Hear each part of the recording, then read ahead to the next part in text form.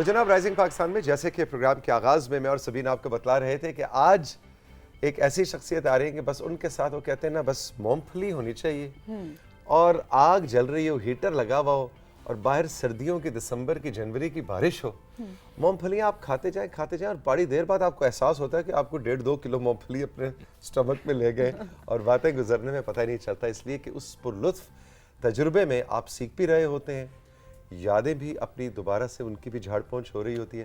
मोहतरम अरशद महमूद साहब आज हमारे साथ मौजूद है। आदाब sir, good morning. Good morning. और आपको मैं तौसीक से ये बता दूं कि आपके प्रोग्राम में बड़े शौक से मैं आता हूँ। अरे अभी आप काफ की बात कर रहे थे तो इसका प्रोनाउंस करना ज़रूरी है। ज़रूरी है? क्यों ज़रूरी है? भाई देखो, बात यह है कि एक सहल पसंदी जो है, जिसको अंग्रेज़ी में तर्जमा किया है तो वो मीडियोक्रिटी, उसको आप समझ लें। ठीक। मतलब हमारे अंदर से वो आगे बढ़ने की वो जो है जुस्तजू जो है, या वो यानी जी का चाहना कि हम आगे बढ़ें, वो ख़त्म होता जा रहा है। ये सहल पसंदी यही उसको, यानी वो मीडियोक्रिटी की तरफ आपको ले जाती है।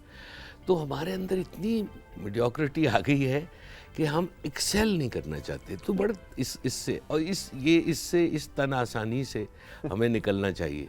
और मैं समझता हूँ कि जो हुस्न है, जैसे आप अभी कह रहे थे कि जो हुस्न है ज़बान का, उसको कायम रखना हमारा ही फ़र्ज़ है, क्योंकि यही हमारी कौमी ज़बान है। तो हमें इसका बहुत एहसास होना चाहिए।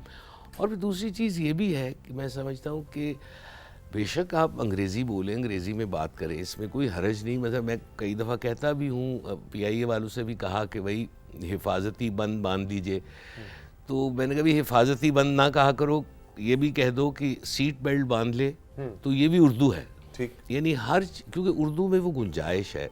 मतलब मैं तो देखता हूँ कई दफ़ा कि ये और है, ये दो लफ्ज़ है, ठीक है, जिनमें बड़ी ताकत है। ये किसी भी चीज़ के पहले और बाद में लगा दें तो वो लफ्ज़ उर्दू का हो जाता है। यानी ये कंप्यूटर है। वाह वाह वाह, मतलब कितने फैसिनेटिंग वर्ड। मेरे ख्याल में और शायद मैं कोई वो तो नहीं हूँ। ये बेल्ट है, ये बेल्ट है, ये कप है, ये कप है, ये रेलवे स्टेशन है। वाह। अब नौजवान नस्ल की अगर हम बात करें तो वो कहते हैं जो उर्दू ज़ुबान हमें उन्हें बहुत मुश्किल लग रही होती है बोलने में, और अब तो मैं देख रही होती है कि ट्रेंड भी बन गया जी हमें उर्दू नहीं आती। ये एक बहुत हमारे लिए लम्हा फ़िक्रिया भी है यहाँ पे कि ऐसा क्यों है, हमारी ज़ुबान है ये और हम इसी से दूर भागते हैं और हम इसी को मुश्किल कहते हैं। क्या हमें जो रूल्स एंड रेगुलेशंस बता दिए जाते हैं कि काफ को आपने हलक से ही अदा करना है कि काफ बोलें, और उस प्रैक्टिस से नहीं गुजरना चाहते लोग, और वो फिर इसको अवॉइड करके अंग्रेज़ी ज़ुबान और दूसरी तरफ चले जाते हैं? इसकी एक वजह है कि हमने अंग्रेज़ी को तौक़ीर दे दी है ज़्यादा। तो ये कहने में हम फ़ख्र महसूस करते हैं कि जी मुझे उर्दू नहीं आती। मैं अब ये सच बता रहा हूँ। Post colonial mindset. हाँ, अच्छा, अगर हमें ये कहते हुए कि जी हमें उर्दू नहीं आती शर्मिंदगी का जज्बा आ जाए तो हम सीख लेंगे, कोई मुश्किल ही नहीं होगी। हाँ, इसी जुमले में अगर शर्मिंदगी है तब तो ठीक है, लेकिन अगर फख्र है तो फिर गलत। फिर गलत है, फिर आप कभी नहीं सीखेंगे, क्योंकि आपने तो अपना दिल बंद कर लिया। और ये कुरान में भी है कि आप जब दिल बंद हो जाता है आपका वो। अच्छा, मैडम के बारे में सुना है कि, और ये सब अमानत अली खान साहब, कि कोई भी गज़ल हो, नज़्म हो, शायरी, चाहे फिल्मी गीत ही क्यों ना हो, उसके तलफ़्फ़ुज़, अदायगी पे जब तक 100% यकीन नहीं है वो कहेंगे कि आज नहीं हो रही रिकॉर्डिंग। इज दिस ट्रू या ये बिल्कुल सही है। और एक लफ्ज़ की वजह से पूरा गाना, जिसमें कोई 30 लोगों का ऑर्केस्ट्रा था, दोबारा रिकॉर्ड हुआ। अच्छा, एक लफ्ज़ के लिए। तो लिहाजा ये एक ज़माने में तो इस चीज़ को बहुत किया जाता था, और इसमें बहुत बड़ा क्रेडिट है रेडियो पाकिस्तान का। वहाँ पे ऐसे कुछ लोग थे जो कि लफ्ज़ की सेहत और हुर्मत वाह, दोनों के लिए बहुत वो करते थे। और जितने गायक थे उनको ये बाकायदा बताया जाता था कि कोई निकाले मौसीकी के एतबार से कोई चीज़ अपना कुछ इसको अलहदा करें, लेकिन ये लफ्ज़ ऐसे ही होगा। यानी जैसे जिन लफ्ज़ों में इजाफत है कि जी कोई भी लफ्ज़ के जी ख़याबान शुजात, ठीक है। अच्छा, अब ख़याबान शुजात नहीं गाया जा सकता, यानी अगर आपने गाया ये एक ही लफ्ज़ बन जाता है इजाफत से, ख़याबान शुजात। हाँ, यानी एक दफ़ा जो हुई, जो मुझे याद है कि जिस पे बहुत हुआ, वो बाजीचा अतफाल है दुनिया में गालिब की गज़ल रिकॉर्ड हुई थी, उसमें वो तर्ज इस तरह की बन गई है, बाजी चाहे अच्छा इस तरह करके कुछ। तो वो जनाब जो प्रोड्यूसर थे उन्होंने कहा भाई तुम क्या मेरी नौकरी तेल कराओगे, बाजी चाहे अतफाल इकट्ठा ही होगा। अच्छा, इसका मतलब है कि हम जो बड़े आसानी से गाने गुनगुना रहे होते हैं और सुन रहे होते हैं, उसको इतना अगर आप समझदारी से सेहत का लफ्ज़ की सेहत का ख्याल रखें तो आसान काम नहीं है। नहीं, ये है, लेकिन एक मैं ये भी समझता हूँ कि फिर आपकी सरिश्त में ये बात आ जाती है, फिर आप करते ही वो है जो सही होता। यानी शुरू में कोफ्त होती है, लेकिन एक चीज़ है मैं जो समझता हूँ कि जब भी कोई तर्ज आप नई बनाने बैठे तो उसमें जो अल्फाज हैं, या जिसको आप थिएटर की ज़बान में कहते हैं ना, एक्सप्लोर द टेक्स्ट, यानी टेक्स्ट को सामने रख लें। बस इस तरह बड़ी बड़ी ज़बरदस्त कॉम्पोजिशन बनी है, जैसे मैं एक तो बहुत मैं बड़ा उनका आशिक भी हूँ उन कंपोज़र का, मतलब जी ढूंढता है फिर वही फुर्सत के रात दिन, बैठे रहे तसव्वुर जाना किए, उन्होंने ऐसे ही उसको, यानी जी ढूंढता है फिर वही फुर्सत के रात दिन। अच्छा, वहाँ पे जो दीवान में जो के है वो के ये नहीं है, वो के है के, तो लिहाजा वो शेर इस तरह पढ़ा जाना चाहिए कि जी ढूंढता है फिर वही फुर्सत के रात दिन बैठे रहे। वाह वाह, क्या यानी वो बिल्कुल, यानी फुर्सत के रात दिन तो उर्दू जबान का मुहावरा भी नहीं है, रात दिन तसव्वुर जाना में बैठना जो है मुहावरा।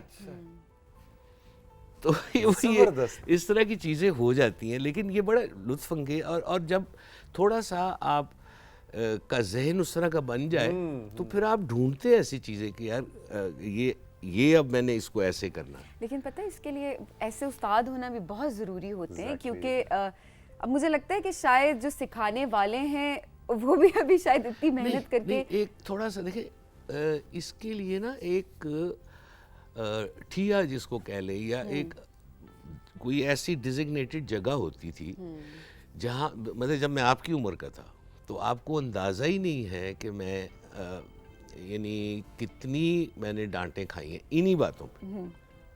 अब एक मशहूर चीज़ है जिसको सब बहुत पसंद करते हैं, जहाँ मैं जाता हूँ वो कहते हैं कि यार ये बहुत ही अच्छी आपने तर्ज बनाई थी। अच्छा, मेरी उम्र उस वक्त 25 साल थी, तो वो है कि आज बाज़ार में पावा जौला चलो जी। अच्छा, उसमें एक है कि, अच्छा आप 25 बरस के थे जब आप? जी 75, तो मैं 72 साल का हूँ अब। माशाल्लाह। अच्छा, तो क्योंकि ये भी एक बात है कि टेलीविज़न का पहला प्रोग्राम मैंने जनवरी 1972 में किया था, अक्कड़ बक्कड़। तो ये 2022 है, तो 50 साल हो गए मुझे टेलीविज़न। माशाल्लाह जी, वाह वाह वाह। तो अच्छा, उसमें एक है कि उनका दमसाज अपने सिवा कौन है, शहर जाना में अब बासफ़ा कौन है, ये सही। और मैंने वो नैरा से बासिफ़ा सिफत से उसको करके, तो अच्छा मैंने वो किया। अब वो तलफ़ुज़ सफ़ा है, ओके। तो मुझे फैसल कहते हैं भाई डांट पड़ी, और उसके अब वो रिकॉर्ड हो गया है। अब वो जो ओरिजिनल रिकॉर्डिंग है वो तो ना हम तब्दील कर सके जब तक हमें पता चला। लेकिन और ये पीटीवी के लिए था? नहीं, ये EMI के लिए था। EMI के लिए था। तो उन्होंने एक एल्बम निकाली थी, नैरा सिंह फैज़, जब फैज़ साहब की। अच्छा, तो ओरिजिनल एल्बम में अभी भी हम सुने तो सिफा है। तो बहुत सारे लोग हैं जो मैंने अब देखा है सोशल मीडिया में जिन्होंने ये गाया है, वो बात सिफा ही गाते हैं, और मैं अपने आप को इतना कोसता हूँ कि हालांकि उसके बाद नैरा ने बेशुमार दफ़ा गाया टेलीविज़न के लिए, उसमें हर दफ़ा बात सिफा का है, दुरुस्त करके गाया। हाँ, बिल्कुल। अच्छा, ये भी आप सबीन देखिए, ये बड़ापन, ये होते हैं बड़े लोग के अरशद साहब अब इस मर्तबे पे आके इनको बैठ के अपनी गलती, अपनी कोताही को सबके साथ शेयर करने में हम आजकल की नस्ल बड़ा डरती भी है कि अगर कोई गलती होगी, नहीं नहीं नहीं नहीं ऐसा तो नहीं था, एकदम डिफेंसिव हो जाए और अपना ब्लेम किसी और पर डालें। देखो आपने इतने खूबसूरती से नहीं, देखिए मैं आपको इस सिलसिले में एक बात ज़रूर करूँगा कि गलती ना मानने की वजह से ठीक, दुनिया में सही और गलत की तमीज़ ख़त्म हो जाती है। वाह, तो मैं क्यों चाहूँगा कि दुनिया में गलत और सही की तमीज़ जो है वो ख़त्म हो जाए। तो मैं तो सच, अच्छा मुझे किसी ने पूछा, पता है मुझे अब याद नहीं, मुन्नू भाई ने या इफ्तिखार आरिफ, ये वो जो हमारे उसके किसी ने कहा भी था कि भाई तुम्हारे से उम्मीद नहीं थी ये। अच्छा, उसको रिलीज़ हुए भी अब 10 साल हो चुके थे। जाहिर है। तो अब मैं ये यानी ये उज़र पेश कर सकता, मैं कि जी उस वक्त मैं कुछ नालायक था तो मैं और क्या कहता। एग्जैक्टली। लेकिन जाहिर है कि ये एक चीज़ थी, गलत हुई तो फिर आइंदा हमें थोड़ा एहतियात हमने अच्छा साहब, जो नापा के स्टूडेंट्स के साथ जो पाकिस्तानी कौमी तराना कोयर की सूरत में आपने उनके साथ बड़ी मेहनत की और बड़ा आसान काम नहीं है, उसमें आप एक कहानी सुनाया करते हैं हमारे कौमी तराने के जी, क्योंकि वो म्यूज़िक पे लिखा गया था, तो वो ज़रा हमें थोड़ा सा बताए ना कि वो इट्स वेरी यूनिक। इनकरेक्ट तो नहीं हम उसको कहेंगे, म्यूज़िकल उसके हवाले से क्या लफ्ज़ उसके लिए इस्तेमाल करेंगे? भाई देखिए मैं बताऊँ, वो यानी हफीज़ जालंधरी साहब क्योंकि उस्ताद आदमी थे। हाँ। तो उस्ताद के लिए ये ज़रूरी नहीं, यानी वो ये समझता है उस्ताद जो है कि वो ताबे नहीं होता किसी चीज़ के। जो उस्ताद है वो जो भी लिखता है वो सही होता है। अच्छा, अब उनके पास तो बहुत बड़ी जस्टिफिकेशन थी कि एक तर्ज जो है वो पहले बन चुकी है, ठीक है, अब उसमें अल्फाज बिठाने, तो कोई आवाज़ खिंचे, कोई लफ्ज़ खिंचे नहीं। मतलब मैं, ये कमाल है कि जो ख़ास तौर पे ये ना कौम, मुल्क, सल्तनत, अब सल्तनत इस तरह का नहीं कुछ भी हो रहा, पूरा लफ्ज़ आ रहा है तराने में, सल्तनत पाइंदा ताबिंदा बा, यानी बिल्कुल सही, और म्यूजिक के अंदर बैठे हुए। लेकिन अर्शद साहब ये तो एक एक लफ्ज़ अलग है, और जिस तरह आप अदायगी उसकी कर रहे हैं तो वो प्रॉपर पता लग रहा है कि हर एक लफ्ज़ किस तरह से अदा किया जाता है, उसकी अपनी इतनी इंपॉर्टेंस है और उसकी एक खूबी है, खूबसूरती है। जी जी। अच्छा, स्कूल्स में जब हम हमेशा से कौमी तराना पढ़ते आए हैं, सुनना तो मैं कहूँगी हम पढ़ते आए हैं मिलके, किसी ने हमारी करेक्शन नहीं की कभी कि इन लफ्ज़ों को आपने किस तरह से अलग अलग करके अदा करना है।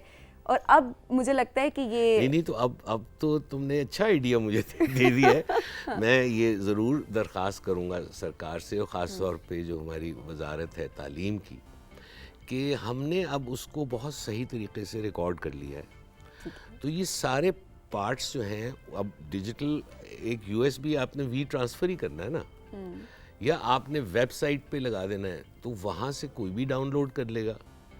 तो सारे स्कूलों को कह दें कि जी इस हिसाब से बच्चों को याद करें, लेकिन याद करवाएं और असेंबली में पढ़वाएं। हाँ, अब मैंने ये देखा ना कि कई दफ़ा वो असेंबली में बस वो रिकॉर्डिंग लग जाती है और सारे बस खड़े हो गए जी, तराना ख़त्म हुआ। और अब तो इवन तलावत, जो असेंबली की तलावत होती थी वो भी मैंने देखा कुछ स्कूलों में वो रिकॉर्डेड चला रहे होते हैं, बच्चे खड़े। असल मकसद ये था इन्वॉल्वमेंट, कि आप असेंबल हो रहे हैं। तो कितना ज़रूरी है कि बच्चे खुद तराना पढ़ें, ये बहुत ज़रूरी है, ये बहुत ही ज़रूरी है, क्योंकि हमारा तराना जो है वो एक निहायत बेहतरीन म्यूज़िक है। मतलब गो कि वो सिर्फ 80 सेकंड का है, लेकिन उसका जो तासुर है या जो उसका बुनत है, जो उसकी कंस्ट्रक्शन है, ऑर्केस्ट्रल कंस्ट्रक्शन है, उसमें एक भरपूर यानी इफ़ेक्ट आता है। और इसमें खूबी ये है कि ये बड़े से बड़े और छोटे से छोटे ऑर्केस्ट्रे के साथ ये है। अब आप देखिए जब वो ज़रा बताए ना जी, वो पाक सर ज़मीन शाद बात, वो कहानी वहीं रहेगी। हाँ, देखिए पहले जो इसमें 3 मिसरे हैं वो हम वज़न है कि पाक सर ज़मीन शाद बात, किश्वरे हसीन शाद बात, 5 हाँ 5 और तू निशाने अज़्मे आली शान, अर्ज़े पाकिस्तान, ये छोटा मिसरा बीच में है। अर्ज़े पाकिस्तान, हाँ हाँ तो अर्ज़े पाकिस्तान, 2। हाँ तो अब ये सब अच्छा, फिर जो अगला बंद है उसमें भी उनकी लेंथ वही है जो है कि जी पाक सरजमीन का निज़ाम, क़ुव्वत अवाम, 5, कौम मुल्क सल्तनत, ये 4 हो जाते हैं। 4, अब पाइंदा था बिंदाबाद, ये 4 हो जाते 4 हैं। होते, तो शादबाद मंजिल मुराद, ये 5 हो जाते हैं। तो ये इसको आप ये बड़ी इंटरेस्टिंग बात है, लेकिन इसके अंदर फिर वही बात है कि क्रेडिट देना पड़ेगा हफीज़ जालंधरी साहब को। उन्होंने कितनी अर्करेजी की होगी, ऐसे वाकई ये आसान काम नहीं है। हाँ, कि जो मौसीकी, एक तो ये है कि जी मौसीकार उस तरह बनाए जैसे शायरी है जिसका भी हम जिक्र कर चुके हैं, जी। लेकिन अगर मौसीकी पहले बन जाए तो फिर शायर कैसे उसमें, यानी इतनी खूबसूरती से सब लफ्ज़ उसमें। ब्रेक पे जाने से पहले एक दिलचस्प सा सिनेरियो मेरे जहन में आया है। ये छागला साहब ने कंपोज किया जी। और जालंधरी साहब ने।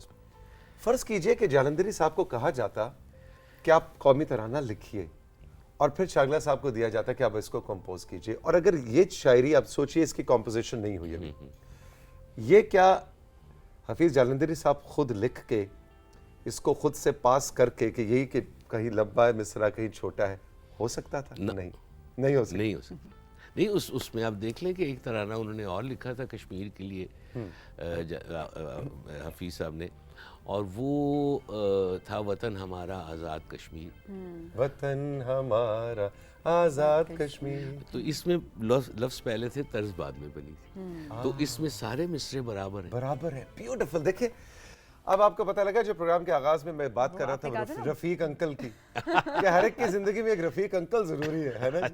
मूंगफलियां तो हमारे पास नहीं है अभी, लेकिन हमें लग रहा है यहाँ पर तो मूंगफलियों की जरूरत भी नहीं है इतनी। गपशप जो कंट्रोल रूम में भी खामोशी है आज भाई। ब्रेक पे जाना है, कोई नहीं जाना, सब बस बातों में महव हुए में आपकी।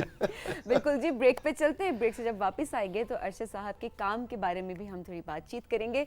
आंगन टेढ़ा, वो कहते हैं आंगन टेढ़ा पे ही हमेशा बात की जाती है, तो आज उनसे हम पूछेंगे। और लेकिन उसके अलावा ये कैसे हो सकता है कि उसमें बात ना हो? एग्जैक्टली, उस पर भी बात होगी और बाकी काम पे भी बात होगी। इस ब्रेक के बाद कहीं मत जाइएगा, देखते रहिए राइजिंग पाकिस्तान।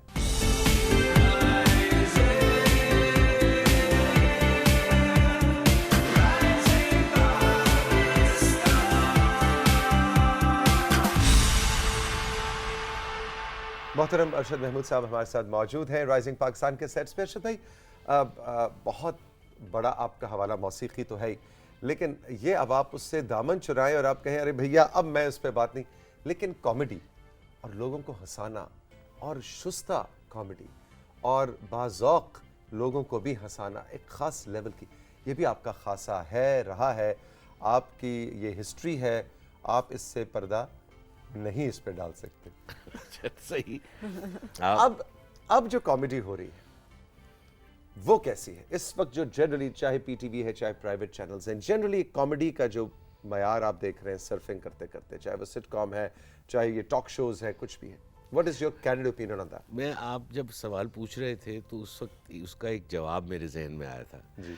इस यदि कॉमेडी की जो फील्ड है उस पे आने से पहले मैं आपको वो जवाब दे दूं। अच्छा। कि मैं कहता है कि तौसीक मैंने ये सब कुछ उस वक्त किया क्योंकि वो मेरा भूलपन था। तो इसलिए खैर नहीं देखिए, बहुत अच्छा भूलपन था भाई, हमने तो बहुत मजा किया।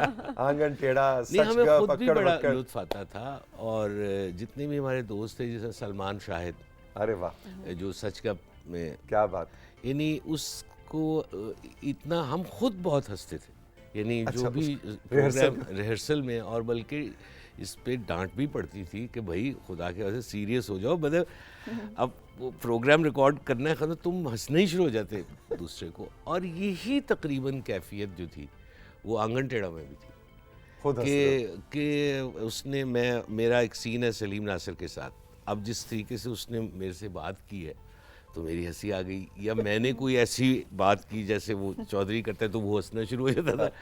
तो ये तू ऐसे क्यों कह रहा है? मैंने कहा भाई तू कहता है ये इसका कसूर है, मैं इसलिए हंसा था। मैंने अरे भाई तो वो यानी उसमें हम खुद भी बहुत लुत्फ लेते थे।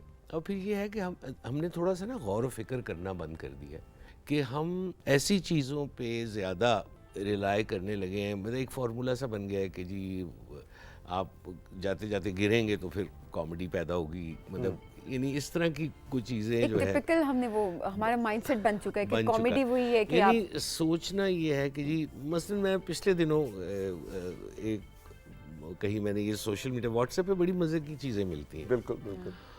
उन्होंने कहा कि जी जो इंसानी दिमाग है उससे कहीं बेहतर इंसानी पेट है। तो उन्होंने कहा नहीं यार, दिमाग के यानी पेट कैसे हो सकता, दिमाग कहते नहीं, पेट में एक बहुत बड़ी खूबी है जो दिमाग में नहीं। तो उन्होंने कहा वो क्या? उन्होंने कहा जी जब पेट खाली होता है तो बता देता है, दिमाग नहीं बता। तो ये भी कैफियत है कि हमें थोड़ा सा अपने दिमाग में डालना है। अरशद साहब, लेकिन आप अपने दौर की बात करें, काम तो हमें नज़र भी आता है, आज तक सालों गुजर चुके हैं लेकिन काम की आज भी बात होती है और काम आपने अपनी परफॉर्मेंस को, उस आर्ट को आपने ज़िंदा रखा। लेकिन उस वक्त शायद इस तरह का कंपटीशन भी नहीं था। अब जो कॉमेडी है वो ज़्यादा कंपटीशन की तरफ जा रही होती है कि सोशल मीडिया आ गया, आप क्लिप थोड़ा सा चीज़ें वायरल हो जाएं, तो मे बी उसकी वजह से भी क्वालिटी में और उसका जो मयार है उसमें फ़र्क आया है किसी वजह से। मेरे ख्याल में वो भी है बात, लेकिन मैं समझता हूँ कि अगर आप बाहर के या इंटरनेशनल प्रोग्राम्स देखें तो उसमें अभी तक वो जान मौजूद है, वो सोशल मीडिया पे हावी है। अच्छा, इससे मुझे ये अंदाज़ा होता है कि शायद जो लोग टेलीविज़न पे प्रोग्राम करते हैं वो बहुत ज़्यादा सोचते नहीं हैं कि कैसे इसको बेहतर किया जाए। क्योंकि देखिए मतलब एक मिसाल है मैं देता हूँ, उससे आपको अंदाज़ा, because आप एक फ़िल्म शूट कर रहे हैं तो वो पहले ज़माने में कहा जाएगा ये 13 रीलों की फ़िल्म है, ये 14 रीलों की फ़िल्म है, यानी एक रील 10 मिनट की होती है। ठीक है, होती थी। अच्छा, लेकिन कोई 150 के करीब रीलें शूट होती थी तो उसमें से 13 निकलती थी। अच्छा, जो आपने निकाल के फेंक दिया है वो बहुत ज़रूरी होता है, 80-85%।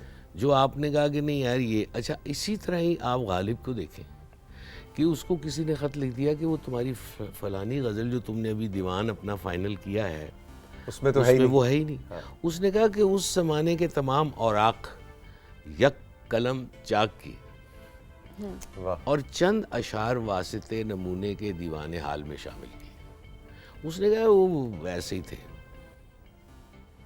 देखिए, अपने काम पे सवाल उठाना आसान काम अच्छा, नहीं। अब मज़े की बात है कि एक ख़त है उनका, ये उनके बहुत अच्छे, यानी उनसे तो उम्र में कम थे, दोस्त भी थे, आलाई मौलाई उनको वो कहते हैं, जो जमीलुद्दीन आली के ग़ालिबन पढ़नाना थे या पढ़दादा थे।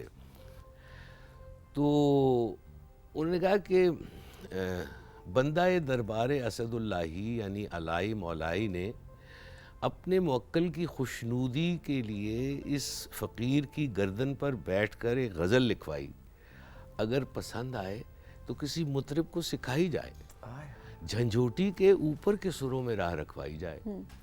अच्छा, अब ये गज़ल बहुत अच्छी है और ये दीवान में शामिल नहीं है।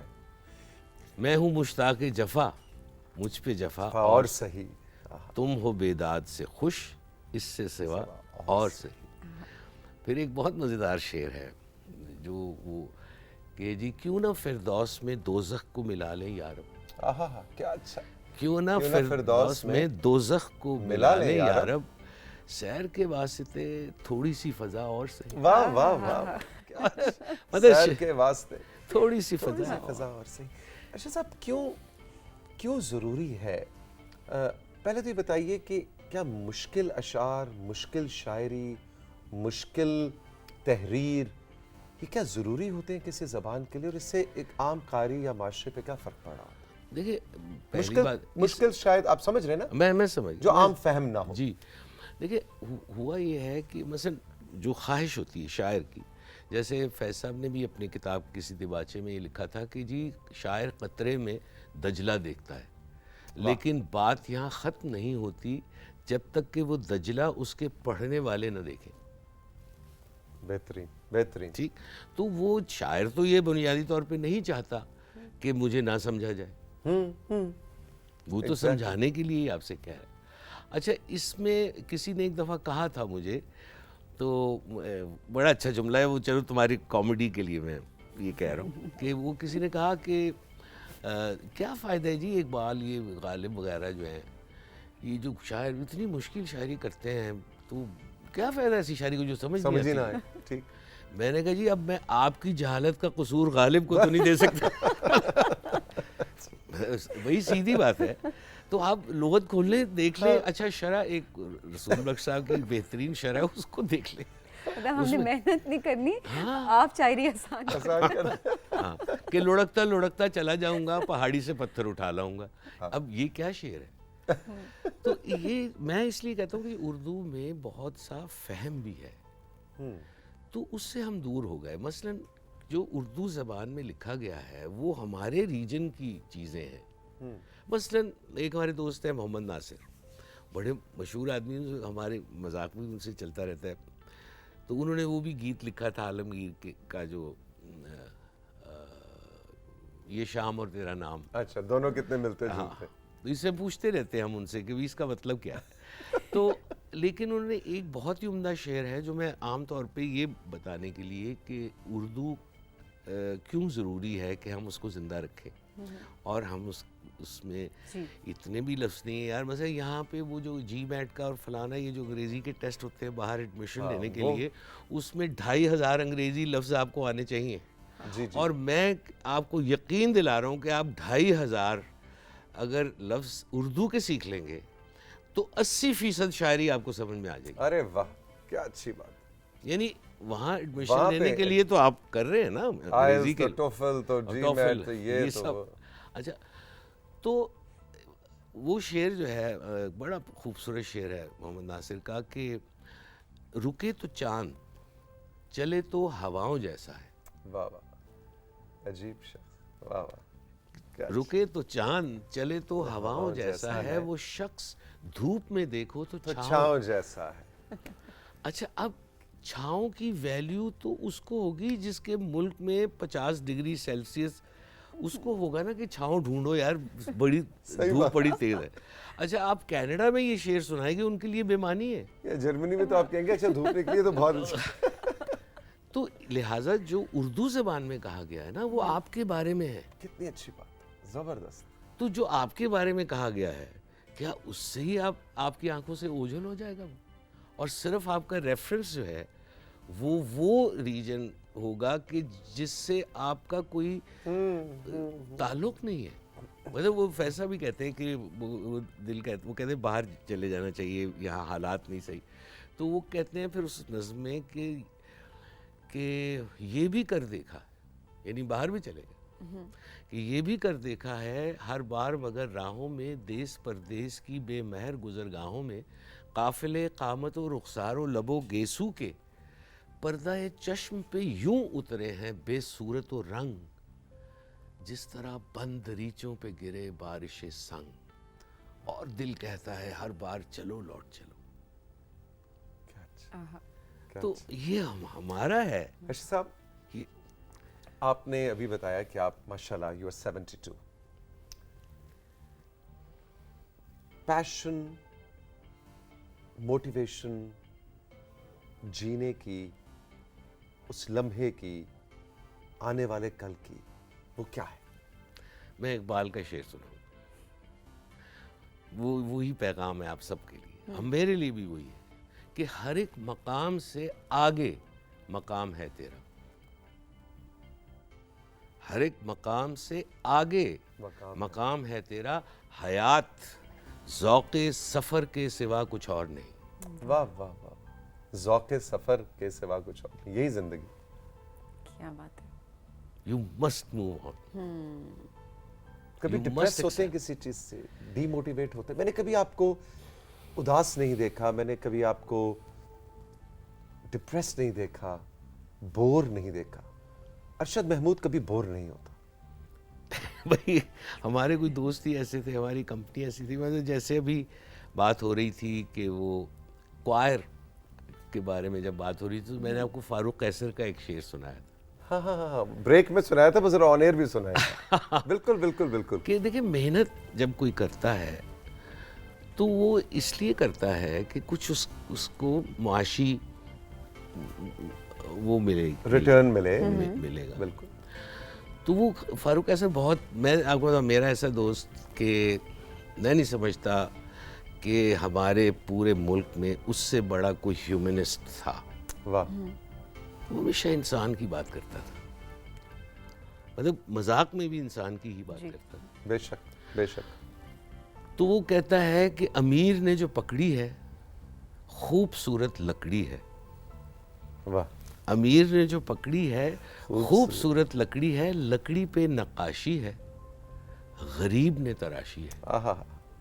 अमीर की ये सोटी है, गरीब की ये रोटी है। क्या भाई आपकी ट्रांसमिशन है। वाह। तो बहुत सारे लोगों की रोटी है। वाह वाह। बिल्कुल। मजा आया रफीक अंकल से मिलके, मजा आया। मूंगफलियां खत्म हो गई हैं। एग्जैक्टली। मुझे पता था वे कह रहे हैं वक्त खत्म हो गया, तो मैंने पहले कह दिया, मैंने कहा दिल नहीं कर रहा। नहीं तौसीक तो जब भी मुझे कहते हैं ना कि मेरे प्रोग्राम में आप, मैं कभी, तुम बताओ, मैंने मना नहीं किया। बेशक। बड़ा लुत्फ आता है मुझे इससे मिलके। हम वैसे नहीं मिलते प्रोग्राम जरूर। बहुत मोहब्बत है आपकी। आज तो 3.5 किलो मूंगफलियां खत्म हुई हैं। अर्शद साहब, थैंक यू वेरी मच। इसी तरह हमारे लिए मोटिवेशन बने रहिए, इंस्पिरेशन बने रहिए। बहुत शुक्रिया। बहुत शुक्रिया सर जी। बिल्कुल जी। आज बहुत कुछ सीखा हमने। तौसीक, हमने शुरू की बात की थी बिल्कीस एंड कुतुबुद्दीन। हाँ। ठीक है, उसके बाद बिल्कीस एंड कुतुबुद्दीन हमने सीखा, और उसके बाद हमने अमारा से बातचीत की। अमारा से बातचीत बहुत अच्छी रही। आज के जो सेगमेंट का इख्तिताम है, मैं कहूँगी वो तो आज के दिन का आगाज़ हो गया। बहुत अच्छा अरशद महमूद साहब ने हमारे इस सेट को आज 4 चांद लगा दिए। आपको ये गुफ्तगू कैसे लगी? एग्जैक्टली। Knock knock knock. आपको कैसा लगा प्रोग्राम? आप हमें ज़रूर बताएंगे। क्या सीखा आपने, और क्या आपकी खिड़कियों पे दस्तक हुई आज? ये हमें ज़रूर बताइएगा। सोशल मीडिया सेगमेंट पे दोबारा आपसे मुलाकात होगी। खुदा हाफिज़।